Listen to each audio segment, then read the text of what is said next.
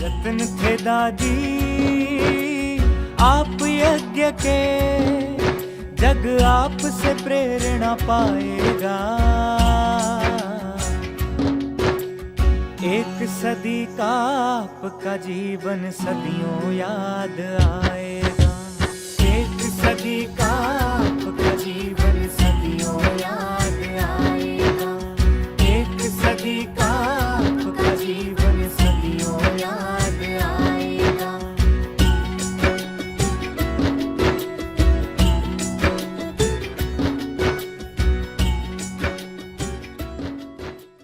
ओम शांति, नमस्कार।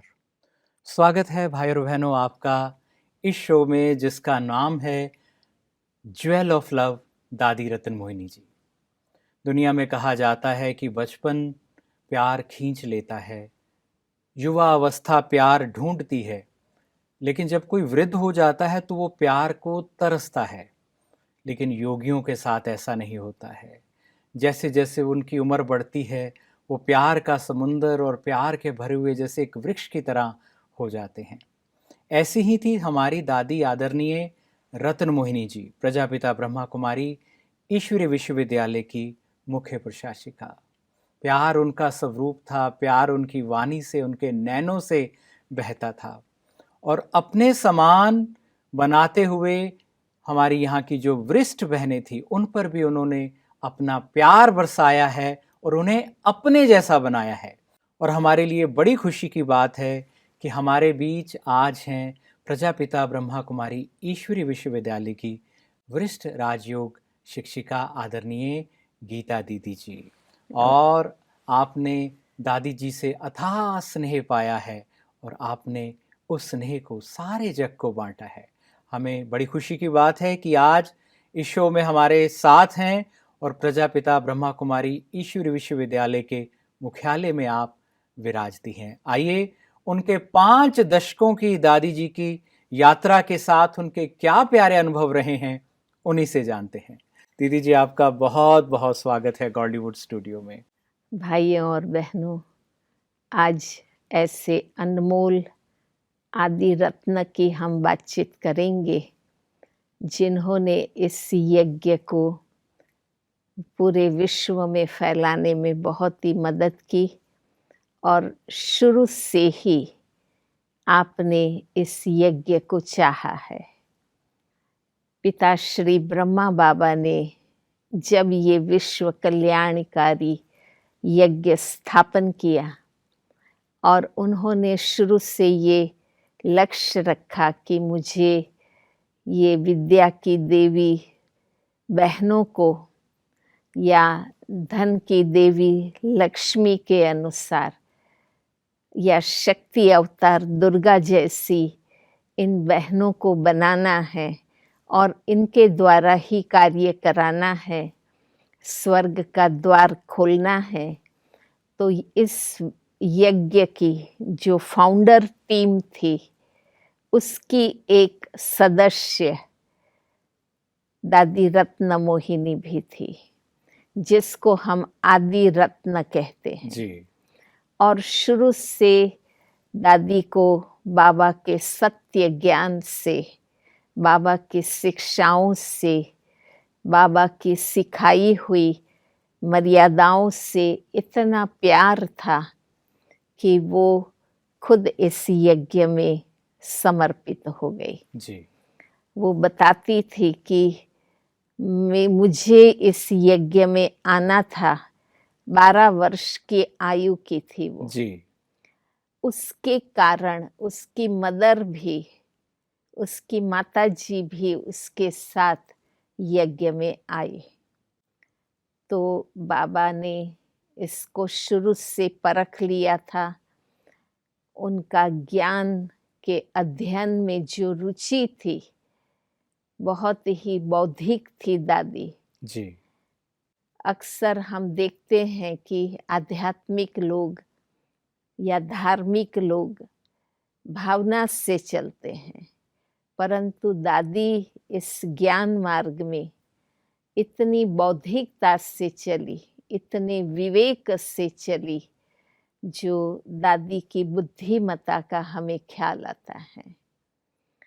दादी ने यज्ञ का ज्ञान मिलते ही शिव बाबा ने ब्रह्मा मुख से जो सत्य ज्ञान दिया, जो सभी सनातन सत्यों को विस्तार से समझाया, और ब्रह्मा बाबा जो इसके फाउंडर है, जिसको हम आदि देव के रूप में जानते हैं, उन पर जिम्मेवारी रखी कि अपने अनुभवों को इसमें लगा करके आने वाले भाई बहनों को बहुत विस्तार से अच्छी तरह से समझाएं।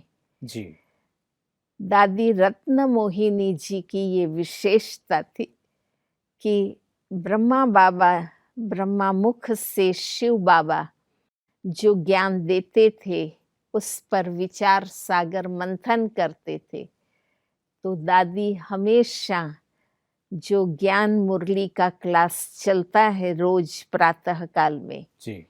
उसके बाद वो गार्डन में जाकर के बैठती थी और याद करके सभी पॉइंट्स लिखती थी। ये बात आप सिंध हैदराबाद की, कराची की कर रहे हैं? हाँ, ये वहाँ की बातें हैं। हाँ। जी। तो बाबा ने एक बार दादी को देखा तो बाबा ने खुद उससे पूछा कि तुम क्या कर रही हो। तो दादी ने बहुत प्यार से उत्तर दिया कि बाबा, मैं आप जो ज्ञान मुरली चलाते हैं और विविध सनातन सत्यों को आप इतना मंथन करके, इतने विस्तार से जो आप हमें समझाते हैं, तो मैं भी फिर उन बातों को याद करके अच्छी तरह से नोट करती हूँ। जी। तो बाबा ने उसको कहा कि इसको नोट करके, लिख करके फिर आप क्या करते हैं? तो दादी ने बताया कि बाबा, मैं तो लिखती रहती हूँ, आप इसका कुछ उपयोग करना चाहें तो कर सकते हैं, क्योंकि ज्ञान तो आप ही सुनाते हैं। जी। तो बाबा ने उसको कहा कि ठीक है, लिख करके तुम मुझे देना, मैं सेंटर निवासी जो भी रत्न है, वो ज्ञान रत्न जो संपर्क संबंध के भाई बहने हैं, उनको भेजूंगा। देखो कितना अच्छा है। हाँ, मतलब एक कोई कार्य करे तो लाभ कितने ले सकते हैं उससे। हाँ। और दीदी जी, दादी आपके संपर्क में कब आई और आपकी ऐसी कौन सी प्यारी स्मृतियां उनके साथ रहीं? मैं लगभग 50 साल पहले दादी जी के संपर्क में आई, क्योंकि मुझे बाबा का ज्ञान मिला 1969 में, जिस वर्ष ब्रह्मा बाबा ने अव्यक्त रूप धारण किया, जी। इस भौतिक शरीर को छोड़ दिया। वो तो जनवरी मास में हुआ, पर मैं मई मास में, हम लोग माउंट आबू घूमने आए थे, तो सनसेट देखने के बाद जब लौट रहे थे तो हम लोगों ने देखा कि जो बाबा ने पहला म्यूजियम बनाया था, वहाँ बहुत भीड़ लगी है। तो पिताजी को भी उत्सुकता हुई कि चलो हम भी जाके देखें। तो हम लोग माउंट आबू के म्यूजियम में गए और बहनें बहुत अच्छी तरह से समझा रही थी। मुझे उस समय ज्ञान मिला, पर ज्ञान का अध्ययन करने में और अपनी लौकिक स्टडी को भी पूरा करने में 3 वर्ष लगे, क्योंकि उस समय मैं 9th में आई थी बस। जी। तो बाबा की स्टडी भी रोज करते थे। तो अच्छा, तब से आप पूरी तरह जाने लगे सेंटर हाँ, में? हाँ। जी। और फिर हम अपनी पढ़ाई भी अच्छी तरह करते थे। जब मैंने मैट्रिक बोर्ड एग्जाम पास की, उस समय मैट्रिक 11th को कहते थे, जी। तो उसको उसकी एग्ज़ाम देने के बाद बड़ा वैकेशन मिलता है ना, तो कॉलेज मुझे जाना नहीं था, क्योंकि कॉलेज का मुक्त वातावरण, वहाँ की मजाक मश्करी, तूफान मस्ती, ये मुझे पसंद नहीं आता था। तो मेरा निर्णय हो गया कि यही सत्य ज्ञान है जी। और इसकी आज सबको ज़रूरत है, तो क्यों नहीं ये ज्ञान दान की मैं सेवा करूं। ज्ञानदान। हाँ। वाह। तो 72 में बोर्ड एग्ज़ाम पास करने के बाद जी। हम परिवार सहित माउंट आबू आए, और जो मुख्यालय का कैंपस है पांडव भवन, उसमें हम आए। तो मेरी 72 में दादी जी से मुलाकात हुई, और मुझे दादी का ये बौद्धिक व्यक्तित्व बहुत पसंद आता था, क्योंकि दादी पूरा शुरू से ऑफिस वर्क करती थी, जहाँ सभी केंद्रों का, उनके सर्टिफिकेट्स का, और जो भी समर्पित बहनें होती हैं उनके आईडी बनाना और उन सब का रिकॉर्ड दादी रखती थी। तो ये मुझे बहुत अच्छा लगा, क्योंकि अक्सर आध्यात्मिक लोग भावना से चलते हैं और इतनी बौद्धिकता नहीं होती है, इतना रैशनल वे से ज्ञान नहीं सुनाते हैं। तो दादी का मतलब विकास पूरी तरह से था। हाँ। जितनी वो रैशनल थी उतनी वो प्रेममय भी थी। हाँ। तो क्योंकि दादियों का प्यार तो हमें बहुत मिला, शुरू से ही मिला, जी। और बाबा के शरीर त्यागने के बाद मनोहर दादी, रतन मोहिनी दादी, शांतामणि दादी जी, ये सब दादियाँ हेडक्वार्टर में आ गई, और रतन मोहिनी दादी को ये ऑफिस वर्क दिया, और मनोहर दादी बहुत अच्छा हिस्ट्री सुनाती थी, जी। क्लास कराती थी। हाँ जी। तो दादी का प्यार ऐसा नहीं था कि किसी को बिगाड़ देवे। दादी का प्यार इतना ज्ञान युक्त था और इतना बौद्धिक था कि वो हमारे व्यक्तित्व को विकास करे ऐसा था। तो ये बहुत गहरी बात है कि हाँ। जब आप किसी को प्रेम से पोषण दे रहे हैं लेकिन वो उसको विकास की ओर लेके जा रहा है, हाँ, या नहीं, ये बड़ा ज़रूरी है कि बिल्कुल, आपका व्यवहार, आपका प्यार किसी को उठाए। तो मतलब दादी में ये गुण था। ये गुण था। हाँ, माली की तरह कैसे पौधे को हाँ। खिलाना है। तो दादियों ने, विशेष रतन मोहिनी दादी जी ने हम लोगों को सब ज्ञान की बातें समझाई। जब उनको क्लास कराना होता था तो बहुत उनका गहरा मंथन हमें लगता था, जी। तो उससे हम आकर्षित होते थे। उनकी गहराई जानने से हमें अपने आप में भी गहराई धारण होती थी। तो इस प्रकार से दादी जी अपना काम भी, ऑफिस वर्क भी करती थी, जी। सारा विद्यालय का पर्सोनेल एडमिनिस्ट्रेशन वो संभालती थी, और वो ऑफिस उनको मिली हुई थी। इस प्रकार से दादी के संपर्क में हम आए, और फिर तो सेवा केंद्रों में भेजते हैं, तो हम भी गुजरात के हैं, तो गुजरात में अहमदाबाद में गए।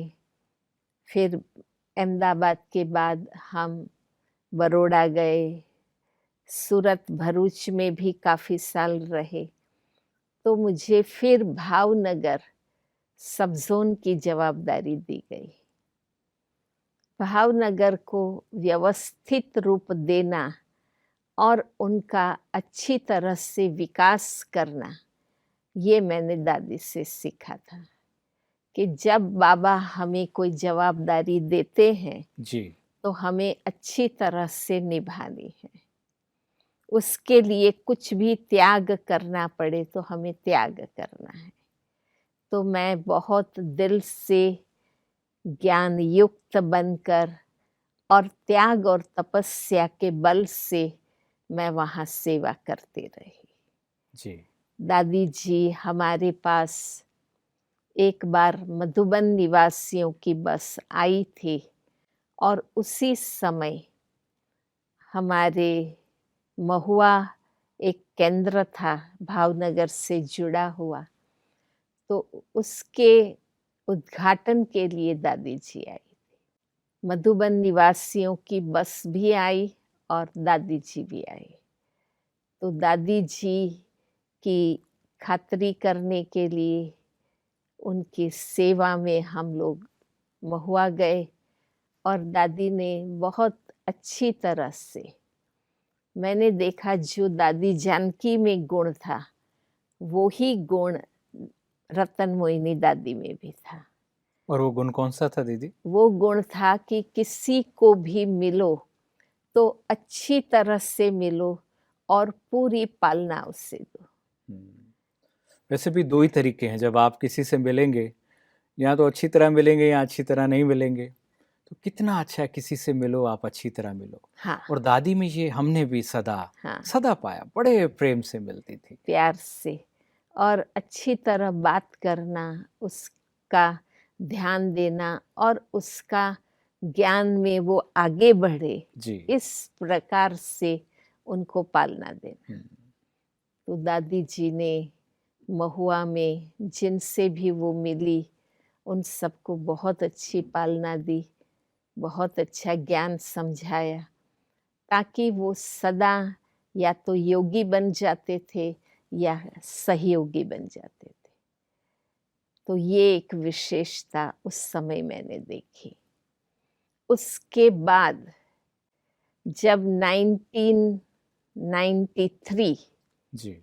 में मुझे भावनगर से दादी ने ज्ञान सरोवर के लिए बुलाया, उस समय मैं पांडव भवन में 1 साल रही। क्योंकि ज्ञान सरोवर बन रहा था उस बन समय। रहा जी। था, तो पांडव भवन मुझे रहने का मौका मिला और दादी जी ने मुझे देखते ही शशि बहन जी के ऑफिस में भेजा।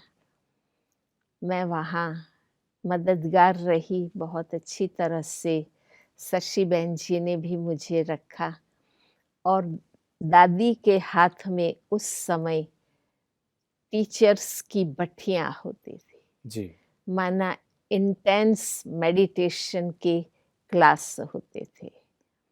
लगभग इस विद्यालय में हर प्रकार के गॉडली स्टूडेंट जो बनते हैं उनको रिफ्रेशर कोर्स कराए जाते हैं, और जो इस यज्ञ में समर्पित होती थी उन टीचर्स बहनों के इंटेंस मेडिटेशन के क्लासेस होते। वो दादी जी उनका हाँ, देख रेख करती थी कि वो सबको वो बेस्ट मिले। हाँ, दादी जी इसकी इंचार्ज थी, इसलिए मुझे अपने साथ उन्होंने लिया और उसकी दिनचर्या बनवाई, उनके टॉपिक्स निकाले और कौन कौन ये क्लासेस लेंगे वो फाइनल कराया।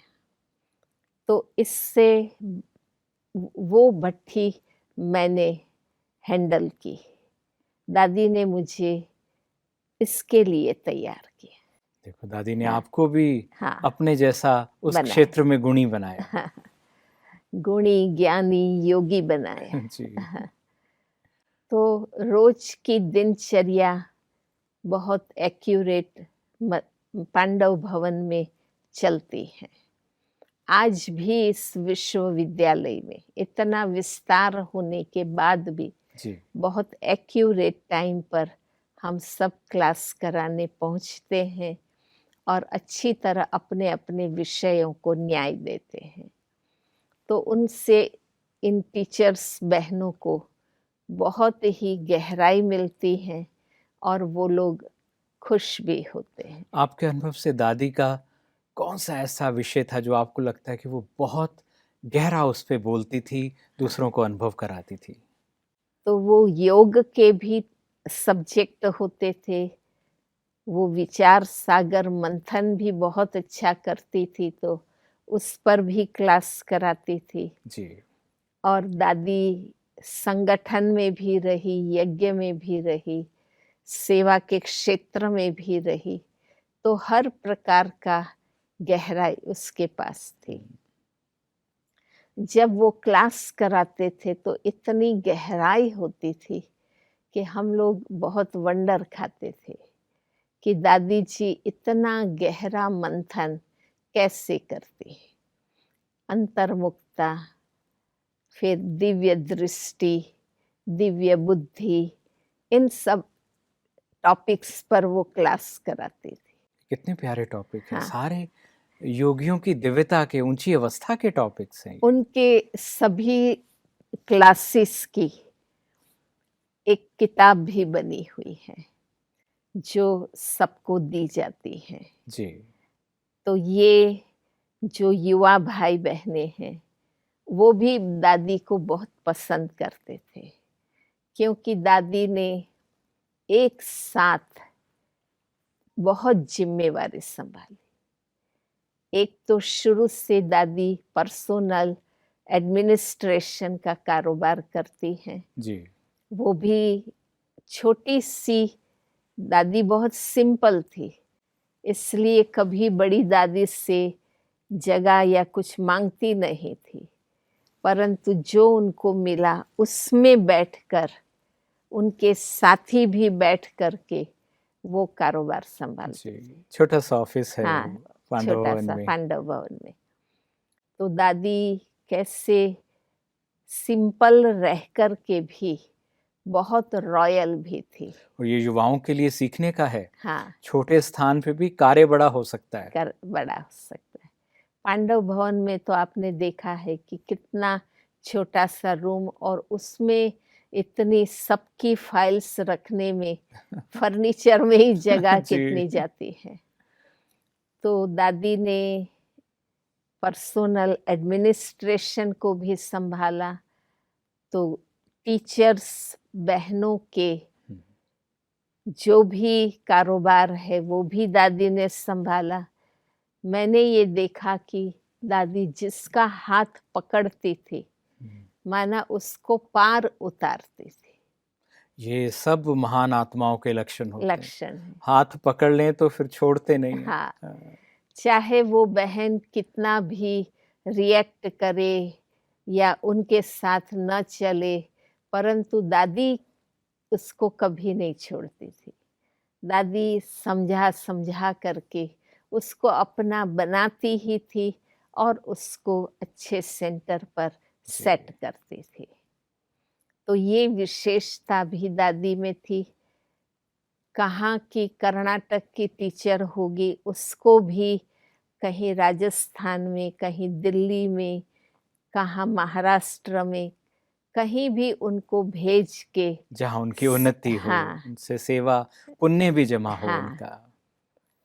तो वो बहनें बहुत याद करती है दादी को। जी। और ड्रामा अनुसार दादी मीटिंग में आने वाले भाई बहनों का, जिस बहुतों के लेटर्स आते हैं, मांग भी आती है, दादी सबका यस नो करती थी। कहाँ 150 की मीटिंग होती थी शुरू में, आज 1500 की मीटिंग होने लगी। उससे भी ज्यादा थी, 2000 से भी ज्यादा हो जाती है। हाँ, 2000 से भी ज्यादा। तो दादी किसी को नाराज नहीं करती थी, जहाँ तक हो सके सबकी योग्यता देखकर कि ये भाई ये बहन सेंटर के डेवलपमेंट में कितनी मददगार है, वो सब कुछ देख करके यस करती थी। और वो बहनें भी फिर अच्छी तरह से आती थी, ध्यान देती थी और अपना भी सेवा समाचार सुनाती थी। तीसरी बात, दादी जी राजस्थान स्टेट्स के जो भी सेंटर्स है, दादी उसको संभालती थी। जी, यहाँ की जोनल हेड थी वो। हाँ, वो राजस्थान की जोनल हेड थी। और न सिर्फ सेंटर्स खोलती थी, लेकिन जो प्रति वर्ष कुमारियों की टीचर्स ट्रेनिंग होती है, जी। उसमें से जो कुमारियाँ निकलती थी, दादी उसको भी राजस्थान में भेजती थी। तो दादी का सहयोग भी रहता था। रेगिस्तान वाली धरती है, बड़ी हाँ, कठिन धरती है, इसको भी दादी ने खिलाया है, तो खिलाया। उनकी पालना वाकई लाजवाब है। तो राजस्थान ज़ोनल हेड दादी बन करके भी हेडक्वार्टर में रहते हुए राजस्थान ज़ोन का ध्यान देती थी और यूथ विंग का भी ध्यान देती थी। इस प्रकार से अथक होकर, अति उमंग उत्साह से और बहुत ही एक्यूरेसी के साथ दादी सेवा करके हम सबको सिखा करके विदाई हुई। जी, बहुत बहुत शुक्रिया दीदी जी। इतने प्यारे अनुभव आपने हमसे शेयर किए हैं, दादी जी के गुणों के बारे में बताया, उनकी विशेषताओं के बारे में बताया। सचमुच ये सब सीखने योग्य बातें हैं, और जितना हम सीखते जाते हैं हमारा जीवन उतना ही खिलता जाता है, उतने हम बेहतर अनुभव कर पाते हैं। जो आपने दीदी बताया है, वाकई ही इससे सबको बहुत बहुत लाभ मिलेगा। आपका बहुत बहुत धन्यवाद गीता दीदी जी। ओम शांति। ओम शांति। भाई और बहनों, आपने जाना कि किस तरह से हमारी दादी गुणों की खान थी। खाली प्रेम ही नहीं था उनमें, लेकिन वो हर तरह से महान थी। कैसे छोटे से क्षेत्र में उन्होंने कार्य करके, छोटे से ऑफिस में इतना बड़ा कार्य संपन्न किया। सबको कैसे प्यार से वो पालना देती थी, उन्हें खिलाती थी, जहां उनके पुण्य अर्जित हो उन्हें उस मंजिल तक भी पहुंचाती थी, उसकी राह दिखाती थी। ऐसी लाखों विशेषताओं से भरी हमारी आदरणीय दादी रतन मोहिनी जी के बारे में इस शो में हम और जानते रहेंगे। आज तक के लिए इतना ही। बहुत बहुत शुक्रिया, धन्यवाद। एक सदी का